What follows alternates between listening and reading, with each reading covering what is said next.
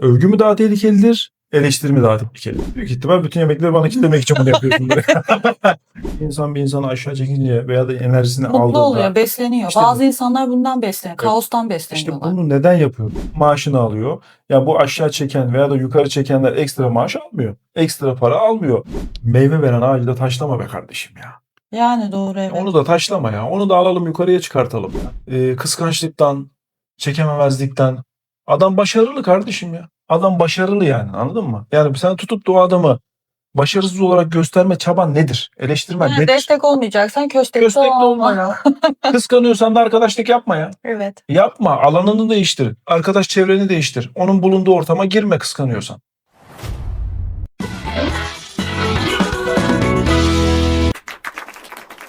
Merhaba arkadaşlar. Bugünkü konumuz övgü ve eleştiri. Övgü mü daha tehlikelidir, eleştiri mi daha tehlikeli? Bu akşam bunu konuşacağız. Bence övgü kör eder. Eleştiri de yaralar. Yani insan psikolojisinde bu böyledir. Hı. Övgü kör eder derken övgünün fazlası artık narsistliğe doğru gidebilir diye düşünüyorum. Düşünsene, bir insanı sürekli övüyorsun. Evet. Artık böyle yükseliyor. Tamam, her şeyi ben bilirim. En güzel benim. En iyi ben yaparım. Yani çünkü çok övülmüş. Kendini artık Zirvede. zirvede görür. Hep övülüyorum. Bu insanı en küçük bir eleştiride ne yapar? Yıkar. Yıkar. Bence de övgü tehlikelidir aslında. Peki eleştiri? Şimdi eleştiri de insanı sürekli aşağıya çeker. Bir şey yapmış, güzel bir şey yapmış, kendince beğenmiş. Olmamış bu. Beğenmedim, yapamadım, güzel değil. Bu tarz şeyler insanı böyle aşağıya çekiyor.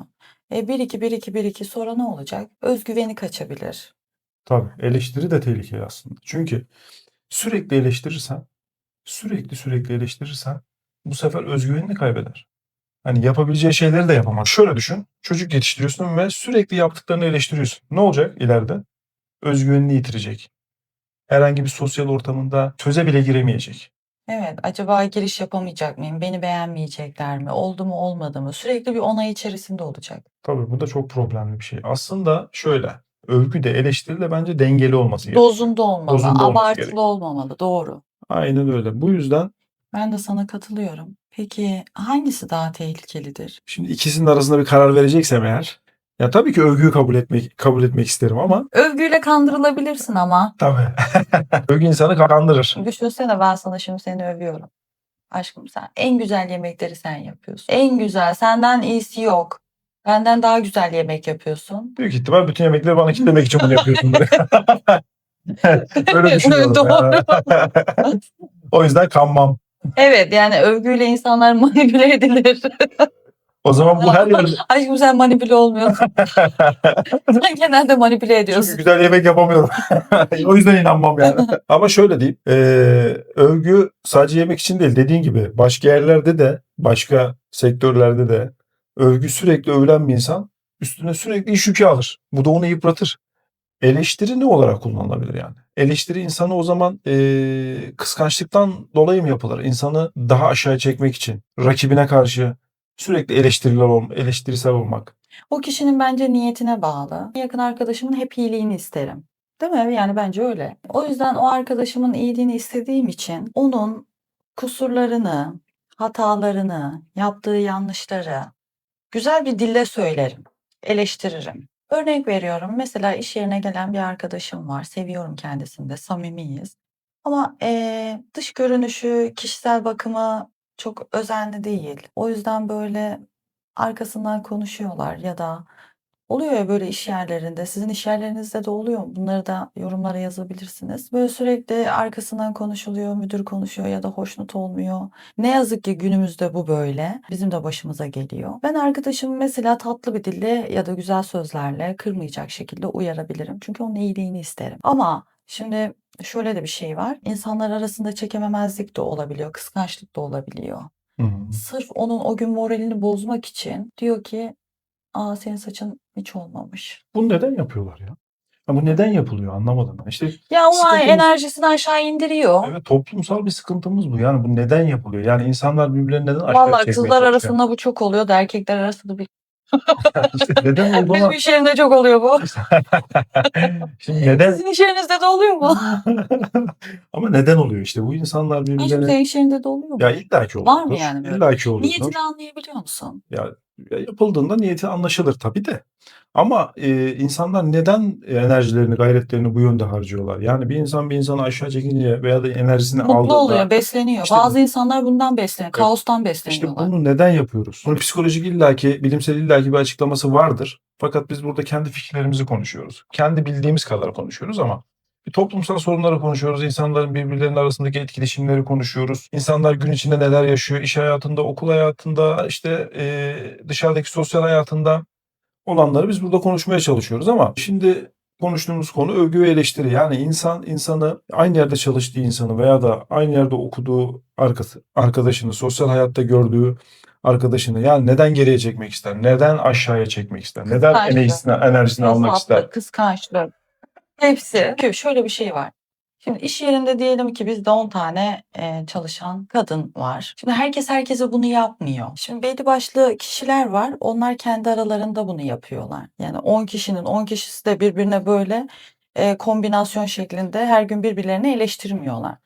Bu büyük bir ihtimalle sadece sizin iş yerinizi almayalım. Genel olarak bu büyük ihtimal yaşanan bir problem. İlla ki bizim orada da vardır, sizin orada da var ve bizi izleyen arkadaşların çalıştıkları yerde, sosyal hayatlarında da bu vardır. Ama neden? İyi geçinmek varken sonuçta herkes çalışıyor, işini yapıyor, maaşını alıyor. Ya bu aşağı çeken veya da yukarı çekenler ekstra maaş almıyor, ekstra para almıyor. Doğru. Kendi ortamlarını germesinden, kendi arkadaşlıklarını Aşk zedelemesinden besleniyor diyorum ya. dolayı herhangi bir bunun sana karşılığı da yok. İyi geçinsen daha iyi olur bence. Ben öyle yapmaya çalışıyorum. Herkesle iyi geçinmeye çalışıyorum. Yani kimsenin Action. işte bu Hayatlarında action arıyorlar bence. ya bu da olur. Atraksiyon, Ama bu kaos. tabii yani kaostan Besleniyorlar. beslenenler var. Sıradan geçen bir gün yerine böyle bir tamam hadi laf attım enerjisi düştü o. Bence kaostan beslenenler var. Doğru bak bu lafa inanıyorum.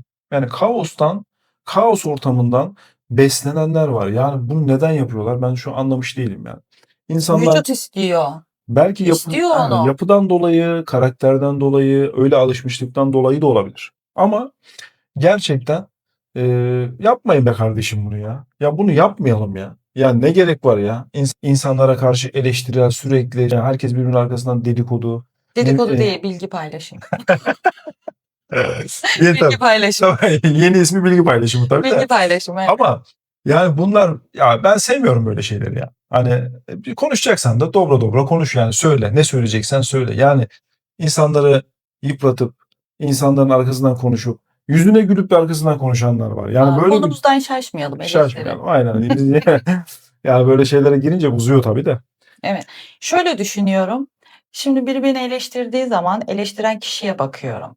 Ona anlam yüklemişsem eğer, Hı. benim için anlamlıysa Evet. tabii ki de aşağı yukarıya çekiliyorum. Yani eleştiri illa kötü eleştiri değil mesela, tamam mı? Örnek veriyorum. Bir tane arkadaşım var. Benim için çok anlam ifade etmiyor. Bana bugün çok güzel olmuşsun demesi de bile beni şey yapmıyor, etkilemiyor. Ben öyle düşünüyorum. Şimdi insanlar da böyledir. Şimdi bir tane arkadaş var diyelim, yakın arkadaşım. O gün bana dedi ki, "Sen niye makyaj yapmadın?" dedi. Ertesi hafta oldu, "Sen niye makyaj yapmıyorsun?" Yani bir iki bir iki şimdi insan aşağıya çekiliyor. Öyle düşünüyorum. Eleştiri bazen hakaret tarafına, boyutuna doğru gidiyor. Bu konu hakkında ne düşünüyorsun? Yani bir insan birini eleştirirken aslında hakaret mi ediyor yoksa eleştiriyor mu? Aslında şöyle söyleyeyim. Eleştirinin dozu çok önemli tabii ki. Yani eleştireceğiz tabii ki. Kendi öz eleştirimizi de yapacağız. Yani bu da önemli. Niye eleştiriyorsun ki? Şöyle, yani şimdi eleştiri var, eleştiri var. Ben yapıcı eleştiri tarafındayım. Yani eğer karşıda gerçekten kendi potansiyelinin altında davranışlarda bulunuyorsa, iş yapıyorsa onu yapıcı olarak eleştirip daha üst seviyeye çıkartmak isterim karşımdakini. Evet, Ama mesela eleştirirken de o doz önemli olan. Eleştiri demek aslında eleştirirken onu yermem. Şöyle şöyle olsa daha iyi olur mu gibisini aslında söylemek gerekiyor. Ama insanlar dozu öyle bir kaçırıyor ki hakaret eder gibi şunu eleştiri yapılıyor. söyleyeceğim sana, evet doğru katılıyorum. Şimdi günümüzde insanlar ben çok dobrayım. Ben özü sözü birim. Açık sözlüyüm. Hiç çekincem yok. Bu başlıklar adı altında insanların böyle kırıldı mı?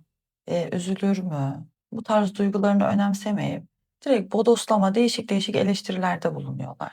Yani buna da çok üzülüyorum. Hani sen dobra değilsin arkadaşım. Sen patavatsızsın. Aynen öyle. Patavatsız. Patavatsızlık eleştirmek değildir. Yani o Yani hakaret oluyor bence. Eleştiri adı altında alttan hakaret ediyorsun bence. O içindeki kini, kötülüğü ortaya kusmaktır bu. Ben öyle ama düşünüyorum. şöyle bir şey de var. Güzel Şimdi eleştiri ya. aşağı çekmek için eleştiri, enerjiyi emmek için yapılan bir eleştiri var. Bir de gerçekten eleştiriyi hak eden insanlar var. Bu da var ama. Çünkü karşısındakine kötü davranan, kötülük yapmak isteyen, insan ilişkilerinde nasıl davranacağını bilmeyen, bilip de uygulamayan insanlar eleştirilmesi gerekiyor bence. Öyle insanlar da var. Çünkü ne yapıyor? Aslında sana kötülük yapıyor. Yani bunu bilerek de yapıyor, isteyerek de yapıyor. Şimdi sen bunu hemen eleştirmemiz gerekiyor. Yani hani Haddini bileceksin. tabii haddini bildirmek gerekiyor, eleştirmek gerekiyor. Hani böyle insanlara yapılan eleştiri normal. Ama meyve veren ağacı da taşlama be kardeşim ya. Yani doğru, evet. Onu da taşlama ya. Onu da alalım yukarıya çıkartalım ya. Kıskançlıktan, çekememezlikten. Adam başarılı kardeşim ya. Adam başarılı yani, anladın mı? Yani sen tutup da o adamı başarısız olarak gösterme çaban nedir? Eleştirmen Yani nedir? destek olmayacaksan köstek Köstek de olma. olma ya. Kıskanıyorsan da arkadaşlık yapma ya. Evet. Yapma. Alanını değiştir.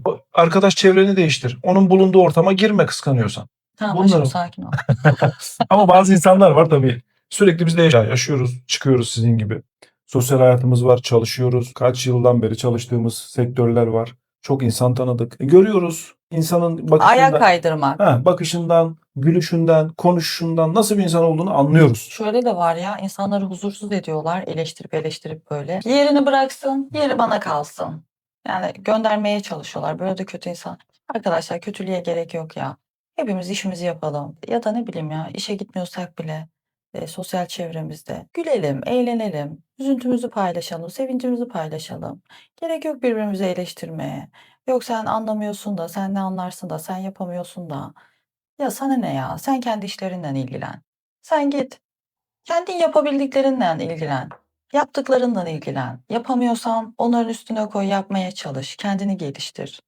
Yani sana düşmemiş milleti eleştirmek. Ben öyle düşünüyorum ya. Çok doğru düşünüyorsun. Benim vazifem değil. Benim Arkadaşlar, görevim değil. Benim toplum- işim değil yani birini eleştirmek. Hı. Ben ne kadar tamım ki birini eleştireceğim.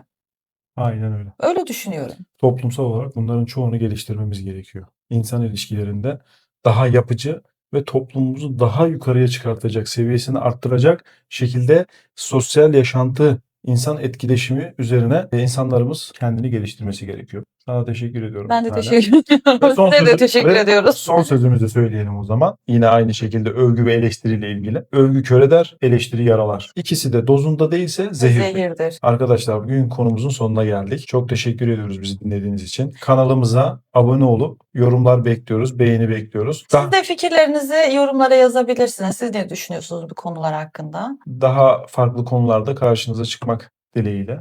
İyi akşamlar.